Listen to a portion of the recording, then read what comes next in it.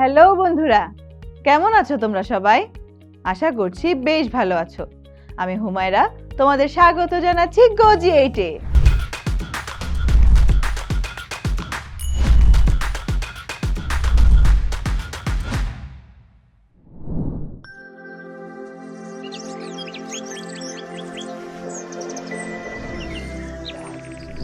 বন্ধুরা, আজকে আমরা একাদশ দ্বাদশ শ্রেণীর ভূগোল দ্বিতীয় পত্র বইয়ের চতুর্থ অধ্যায় হতে বিভিন্ন ধরনের কৃষি ব্যবস্থা সম্পর্কে জানব। প্রাচীনকাল থেকেই কৃষিকাজ মানুষের অন্যতম প্রধান জীবিকা। মানুষ তার প্রয়োজনের সাথে মিল রেখে প্রাকৃতিক পরিবেশের উপর নির্ভর করে। পৃথিবীর বিভিন্ন স্থানে বিভিন্ন ধরনের কৃষিক্ষেত্র সৃষ্টি হয়েছে। কৃষির ধরন অনুসারে পৃথিবীর এই কৃষিক্ষেত্রসমূহকে কয়েক ভাগে ভাগ করা হয়, যথা ভূমির যোগান অনুযায়ী কৃষিক্ষেত্র, স্বয়ংভোগী কৃষিক্ষেত্র, বাণিজ্যিক কৃষিক্ষেত্র, আর্দ্রতার পার্থক্য অনুযায়ী কৃষিক্ষেত্র, ফসল উৎপাদন পদ্ধতি অনুযায়ী কৃষিক্ষেত্র, মালিকানা অনুযায়ী কৃষিক্ষেত্র। এই ক্ষেত্রসমূহের আবার কিছু ছোট ছোট ভাগ রয়েছে, চলো সেগুলো জেনে নেই। প্রথমে আমরা জানব ভূমির যোগান অনুযায়ী কৃষিক্ষেত্র সম্পর্কে। একে আবার দুটো ভাগে ভাগ করা হয়। একটি প্রগাঢ় কৃষি, জমিতে অধিক পরিমাণে শ্রমিক নিয়োগ করে, সার প্রয়োগ করে, মূলধন খাটিয়ে ভূমির যতটুকু ফলন ক্ষমতা রয়েছে তার সবটুকু আদায় করে নেওয়া যায় এই কৃষি পদ্ধতির মাধ্যমে। তাই একে বলা হয় প্রগাঢ় কৃষি পদ্ধতি। জাপান, ফ্রান্স, যুক্তরাজ্য, ইতালি, নেদারল্যান্ডে লোক সংখ্যার তুলনায় জমির পরিমাণ কম, তাই সেখানে প্রগাঢ় কৃষিক্ষেত্রের ব্যবস্থা আছে। ভূমির যোগান অনুযায়ী কৃষিক্ষেত্রের অন্যটি হচ্ছে ব্যাপক কৃষি। ব্যাপক কৃষিতে আধুনিক কৃষিযন্ত্রের সাহায্যে অনেক এলাকা জুড়ে কৃষিকাজ করা হয়। যে সমস্ত এলাকায় জনবসতি কম অথচ বিস্তীর্ণ অঞ্চল কৃষিযোগ্য, সেখানে শ্রমিকের অভাবের কারণে ব্যাপক চাষের ব্যবস্থা করা হয়। কানাডা, যুক্তরাষ্ট্র, অস্ট্রেলিয়া, রাশিয়ায় এই ধরনের কৃষি ব্যবস্থা চালু রয়েছে। বন্ধুরা, এবারে আমরা জানব স্বয়ংভোগী কৃষিক্ষেত্র সম্পর্কে। এই কৃষিক্ষেত্রকেও দুই ভাগে ভাগ করা হয়েছে, যথা স্বয়ংসম্পূর্ণ কৃষি। কৃষিকাজের প্রথম অবস্থায় এই ধরনের কৃষি প্রথা চালু হয়েছিল। সেই সময়ে কৃষিভিত্তিক গ্রামগুলো তাদের প্রয়োজনীয় কৃষিদ্রব্য নিজ নিজ এলাকাতেই উৎপাদন করে নিজেদের চাহিদা মেটাতো। বন্ধুরা, এবারে আলোচনা করছি এক ফসলি বাজার ভিত্তিক কৃষি সম্পর্কে। এই ধরনের কৃষি পদ্ধতির প্রচলন ঘটে অল্প কিছুদিন আগে। যানবাহন ব্যবস্থার প্রচলন যখন ঘটে এবং সেই সাথে যখন বিনিময় প্রথা চালু হয়, তখন কানাডায় প্রেরি অঞ্চলে গমের চাষ, যুক্তরাষ্ট্রে তুলার চাষ, ব্রাজিলে কফি চাষ এই পদ্ধতিতে গড়ে ওঠে। এবারে জানব বাণিজ্যিক কৃষিক্ষেত্র সম্পর্কে।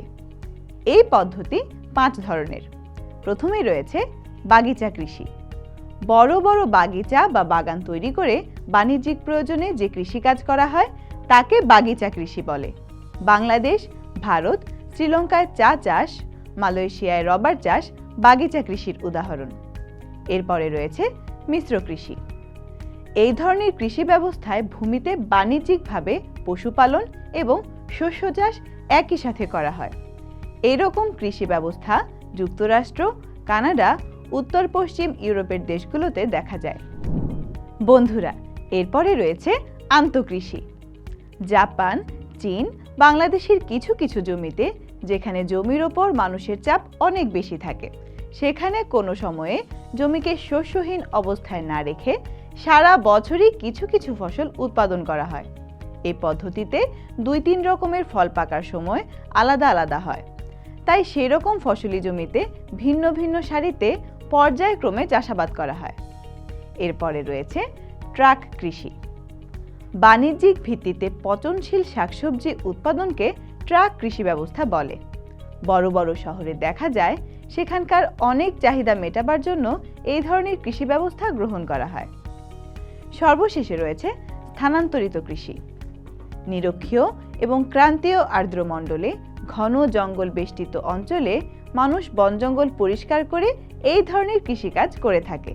এখানে পরিষ্কৃত এলাকায় 2 বা 3 বছর আবাদের পরে তা চাষের অযোগ্য হয়ে পড়ে। তখন অন্য এলাকার বন পরিষ্কার করে একইভাবে আবাদ করা হয়। বন্ধুরা, এবারে জানব আর্দ্রতার তারতম্য অনুযায়ী কৃষিক্ষেত্র সম্পর্কে। এই কৃষিক্ষেত্রকেও 3 ভাগে ভাগ করা হয়। প্রথমেই রয়েছে আর্দ্র কৃষি। জলবায়ুর বিভিন্নতার ফলে ভূমির আর্দ্রতা বিভিন্ন রকমের হয়ে থাকে। আর্দ্রতার এই পার্থক্যের জন্য বিভিন্ন স্থানে কৃষি পদ্ধতির পার্থক্য হয়ে থাকে। যে সকল অঞ্চলে বেশি বৃষ্টিপাত হয় সেসব অঞ্চলের মাটি আর্দ্র থাকে। কৃষিকাজের জন্য পানি সেচের কোনো দরকার হয় না। এই প্রথাকে আর্দ্র কৃষি ব্যবস্থা বলা হয়। বন্ধুরা, এরপরে রয়েছে শুষ্ক কৃষি। পৃথিবীর যে সমস্ত অঞ্চলে বৃষ্টিপাত খুবই কম হয়, এমনকি সেখানে কৃত্রিমভাবে পানি সেচ ব্যবস্থার মাধ্যমও নেই, সেখানে শুষ্ক কৃষি ব্যবস্থা চালু করা হয়। আমেরিকা যুক্তরাষ্ট্রের রকি পর্বতমালার পূর্ব দিক, অস্ট্রেলিয়া, কানাডা, পশ্চিম এশিয়া, দক্ষিণ আফ্রিকা এসব অঞ্চলে কম বৃষ্টিযুক্ত স্থানে শুষ্ক ব্যবস্থায় চাষাবাদ করা হয়। সর্বশেষে রয়েছে সেচ কৃষি। বৃষ্টিপাত কম দেখা দিলে কিংবা তা যদি সাময়িক বা অনিয়মিত হয়, তবে কৃষিকাজের জন্য পানি সেচ ব্যবস্থার প্রয়োজন হয়। পানি সেচের মাধ্যমে যে কৃষিকাজ পরিচালনা করা হয় তাকে সেচ কৃষি ব্যবস্থা বলে। পাকিস্তানের বিভিন্ন স্থানে এভাবেই কৃষিকাজ করা হয়। বন্ধুরা, এবারে আমরা জানব ফসল উৎপাদন পদ্ধতি অনুযায়ী কৃষিক্ষেত্র সম্পর্কে। এই ধরনের কৃষি ব্যবস্থা 3 ভাগে বিভক্ত। প্রথমেই রয়েছে এক ফসলি কৃষি। একটি নির্দিষ্ট কৃষিক্ষেত্র থেকে বছরে একটি ফসল উৎপাদনের জন্য যে চাষ করা হয় তাকে এক ফসলি কৃষি বলে। ভারত, বাংলাদেশ, শ্রীলঙ্কার চা, মালয়েশিয়ার রবার উৎপাদন হয় এইভাবে।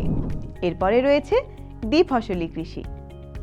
যেই কৃষিকাজে অনুকূল পরিবেশের প্রভাবে বছরে 2টি ফসল উৎপাদন সম্ভব তাকে দ্বিফসলি কৃষি বলে। বাংলাদেশে একই জমিতে শীতকালে যে গম বা তেলবীজ চাষ করা যায়, গ্রীষ্মে সেখানেই ধান বা পাটের চাষ করা হয়। বন্ধুরা, ফসল উৎপাদন পদ্ধতি অনুযায়ী কৃষিক্ষেত্রের শেষ ধাপটি হচ্ছে বহু ফসলি কৃষি। এই কৃষি ব্যবস্থায় অনুকূল পরিবেশ এবং আধুনিক কৃষি প্রযুক্তির মাধ্যমে একই জমি থেকে বছরের বিভিন্ন সময়ে বিভিন্ন ধরনের ফসল উৎপন্ন করা হয়। তাই একে বহু ফসলি কৃষি বলে।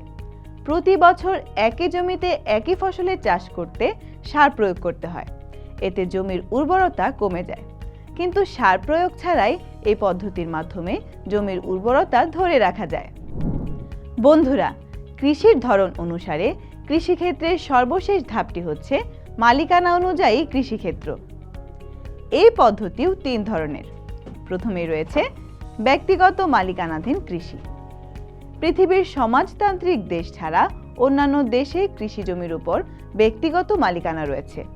ভারত, বাংলাদেশ, আমেরিকা, যুক্তরাষ্ট্র, কানাডা, অস্ট্রেলিয়া এসব দেশে এই কৃষি ব্যবস্থা দেখা যায়। দ্বিতীয়ত রয়েছে যৌথ মালিকানাধীন কৃষি। কিছু কিছু জমির মালিক তাদের জমি একসাথে করে যৌথভাবে কৃষি খামার চালু করে। তাকে যৌথ মালিকানাধীন কৃষি বলে। সমাজতান্ত্রিক দেশসমূহে এই ধরনের কৃষি খামার ব্যবস্থা রয়েছে। এক্ষেত্রে সর্বশেষ ধাপটি হচ্ছে সরকারি মালিকানাধীন কৃষি। সমাজতান্ত্রিক দেশগুলোতে সরকারি উদ্যোগে সরকারের নিজস্ব জমিতে যে কৃষিকাজ করা হয় তাকেই সরকারি মালিকানাধীন কৃষি বলা হয়।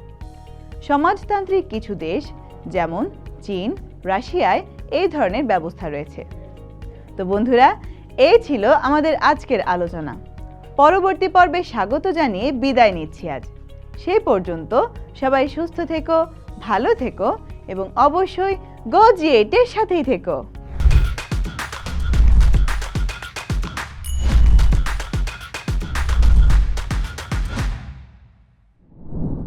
বন্ধুরা, আজকের ক্লাসে আমরা যে সমস্ত বিষয় নিয়ে আলোচনা করলাম, চলো সেখান থেকে কিছু গুরুত্বপূর্ণ নোটস জেনে নেই।